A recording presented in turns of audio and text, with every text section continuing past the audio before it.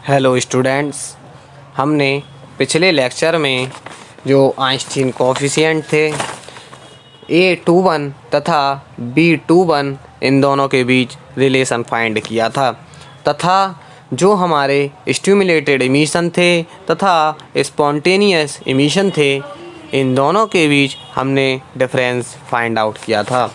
आज का जो हमारा टॉपिक है रूबी लेज़र। रूबी लेज़र को हम पल्स लेज़र भी कहते हैं। तो रूबी लेज़र क्या होती है? इसमें एक बेलनाकार एक रॉड लेते हैं, जैसा आपको अभी फिगर में दिखाएंगे। इंट्रोडक्शन इसका देखते हैं। A ruby laser is a solid state laser. जो रूबी लेज़र है वह सॉलिड स्टेट की लेज़र है। Ruby laser is the first successful laser development by Maiman in 1960। तो इसका जो डेवलप किया था माइमन ने 1960 में किया था। इसमें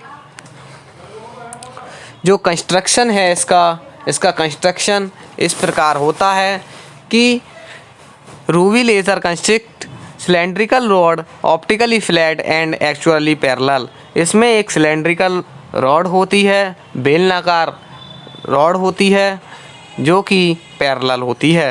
one and fully silvered, other is partially silver. इसमें जो एक तरफ का जो होता है वह पूरी तरीके से सिल्वर का होता है तथा दूसरा जो होता है वह आंशिक रूप से सिल्वर से बना होता है।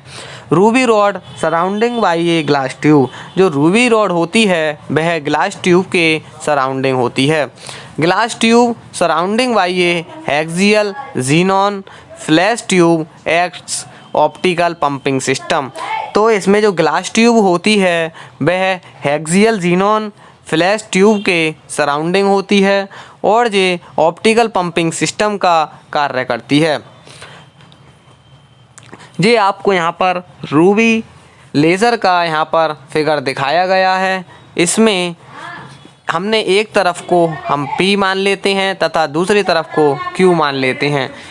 इसमें एक PQ बेलनाकार रूबी लेज़र जो कि पिंक कलर की रॉड इसमें होती है, जिसके सिरे पर P व Q समांतर व पूर्ण रूप से दोनों समतल होते हैं। इसमें P सिरे पर जो होता है वह पूर्ण रूप से सिल्वर पॉलिश होती है तथा जो Q सिरा है, जो दूसरा सिरा है उसमें आंशिक रूप से जो है वह सिल्वर पॉलिश इसमें की जाती है। तो इस छड़ के जो चारों ओर एक कांच की नली, जिसे हम ग्लास ट्यूब कहते हैं, ग्लास ट्यूब होती है और इसके चारों ओर जो कुंडली के रूप में एक xenon flash lamp, xenon gas का एक फ्लैश लैंप होता है जो कि आपको इसमें दिखाया गया है। एक जो रूबी लेज़र है रॉड है वह 5 से 10 mm की यहाँ पर दिखाई गई है और नीचे इसमें यहाँ पर पावर सप्लाई यहाँ पर पुट की गई है। ओरिजिनल में जो इसका फिगर होता है वह कुछ इस प्रकार होता है। रूबी लेज़र या पल्स लेज़र का जो फिगर होता है वह कुछ इस प्रकार होता है। इसके अगर हम वर्किंग मेथड की अगर हम बात करते हैं तो रूबी लेज़र में जो Al2O3 एल्युमिनियम ऑक्साइड का ये क्रिस्टल होता है, जिसमें क्रोमियम ऑक्साइड जिसे हम Cr2O3 कहते हैं, इसकी कुछ मात्रा मिला दी जाती है। लेज़र रेज इन्हीं क्रोमियम आयन से उत्पन्न होते हैं। जो रूबी लेज़र के जो रेज होती हैं, किरणें होती हैं, वह क्रोमियम आयन से ही क्रिएट होती हैं। तो इसमें जो अभी चित्र दिखाया था इसमें E1 व E2 जो क्रोमियम आयन के दो एनर्जी लेवल यहाँ पर दिखाए गए हैं, जिसमें G एक ग्राउंड लेवल है। यहाँ पर आपको एक फिगर जो वाला दिखाया है, इसमें जो सबसे नीचे वाला है वह E0 जो है वह ग्राउंड स्टेट है तथा E1 व E2 जो हैं दो एनर्जी लेवल यहाँ पर दिखाए गए हैं। जो E2 के नीचे M एक एनर्जी लेवल यहाँ पर दिखाया है। जो यहाँ पर ए के रूप में यहाँ दिखाया है, यह एक मेटा स्टेबल स्टेट लेवल कहलाता है।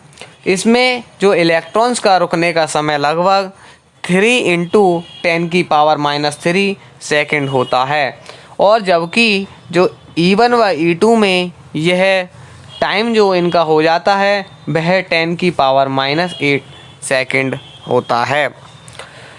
तो जैसे ही ज़ीनॉन के जो फ्लैश लैंप से जो लाइट रूबी लेज़र पर जब गिरती है, रूबी ट्यूब पर जब गिरती है, तब क्रोमियम आयन जो होते हैं हरे कलर के या ग्रीन कलर के तथा येलो कलर के लाइट के फोटोन को अवशोषित करके सेम एनर्जी लेवल E0 से, जो E0 है उससे E1 व E2 में पहुंच जाते हैं।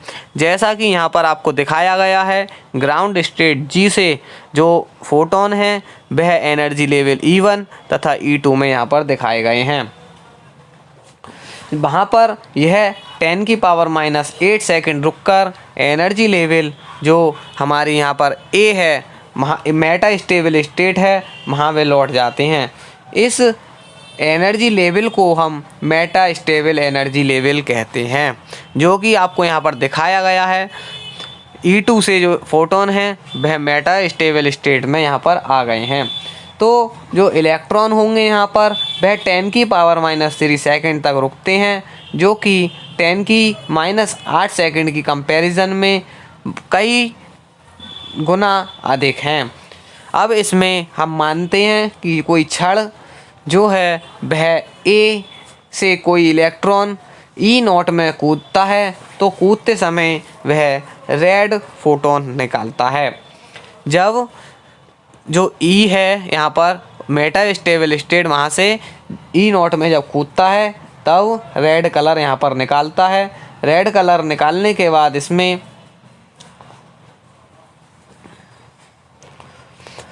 यह फोटोन जो होते हैं वह रूबी एलिमेंट में घूमते रहते हैं। फिर जो E है इसके अन्य इलेक्ट्रॉन से टकराते हैं, जिससे उसमें इलेक्ट्रॉन में स्टिमुलेटेड इमिशन हो जाता है, जिससे एक फोटोन और इसका उत्पन्न हो जाता है, और दो फोटोन, एक फोटोन से दो फोटोन और दो फोटोन से चार फोटोन, इस प्रकार इनके फोटोन का प्रवर्धन होने लगता है। जब इनकी मात्रा बहुत अधिक हो जाती है तब यह थीटा सिरे से बाहर निकल आते हैं, क्यू सिरे से बाहर निकल आते हैं।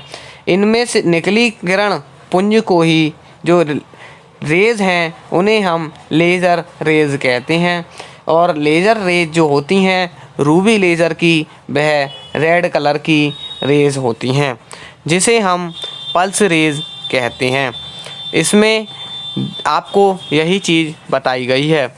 जो मेटा स्टेबल स्टेट है उसकी जो लाइफलाइन है 3×10⁻³ सेकंड होती है, जो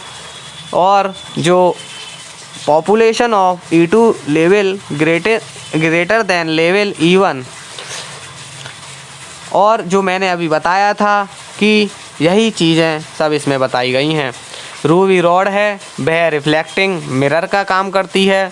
फोटॉन्स होते हैं not moving parallel to ruby rod but reflective back and forth. तो जो फोटोन होते हैं वह पैरेलल रूबी रॉड के पैरेलल मूव नहीं करते हैं, बस लेकिन रिफ्लेक्ट बैक में करते हैं। These stimulated the emission of similar other photon, और इस प्रकार जो इमिशन होता है, प्रवर्धन होता है, वह इसी प्रकार चलता रहता है। तब उन जो लेज़र है रूबी लेज़र, उनसे हमारी रेड कलर की रेज निकलती हैं, पुंज निकलती हैं, वह हमारी रूबी लेज़र कहलाती हैं। तो रूबी लेज़र को ही हमने बताया कि हम पल्स लेज़र भी कहते। यहाँ पर जो हमने यहाँ दिखाया है, यहाँ ग्रीन कलर का यहाँ पर रेज यहाँ पर इस पर पड़ती है फोटोन पर, यह एनर्जी लेवल E2 जो हमारा है वहाँ पर जाकर होता है। तब तथा जो दूसरा होता है हमारा, जो यहाँ पर रेज पड़ती है वह कुछ येलो कलर की होती है। येलो कलर की इसमें रेज एनर्जी स्टेट लेवल है वह इवन है, उस पर आकर टकराती है। यह हमने येलो रेज है। अब जब एनर्जी जो है वह E2 से मेटा स्टेबल स्टेट में आती है, फिर उसके बाद मेटा स्टेबल स्टेट से कुछ समय पर रुककर वह जो ग्राउंड स्टेट है E0 यहाँ पर आकर गिरती है। तब यहाँ गिरने के बाद जो इसमें फ़ोटोन इसमें निकलता है वह रेड कलर का फ़ोटोन यहाँ पर निकलता है। यहाँ पर रेड कलर का फ़ोटोन निकलता है। इसी प्रकार यहाँ पर और फ़ोटोन गिरेंगे, तब एक फ़ोटोन से यहाँ पर 2 फ़ोटोन होंगे, फिर तीसरा फ़ोटोन यहाँ पर गिरेगा, फिर उससे 2 से यहाँ पर 4 फ़ोटोन यहाँ पर इस प्रकार निकलेंगे। और यह प्रोसेस बराबर यहाँ पर चलती रहेगी। और जैसे कि यहाँ पर एक फ़ोटोन निकला, फ़ोटोन जो होता है उसकी जो एनर्जी है वह h होती है। इसी प्रकार 1 से 2 फ़ोटोन निकले, 2 फ़ोटोन से यहाँ पर 4 फ़ोटोन,